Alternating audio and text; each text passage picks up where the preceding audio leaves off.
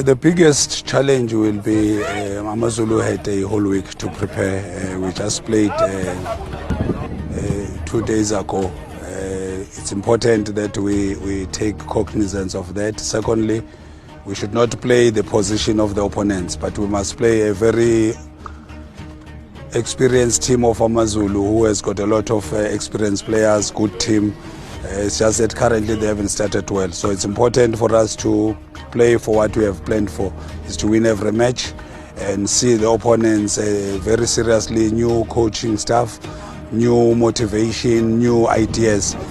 We have to be adaptable to that situation so that we get the 3 points.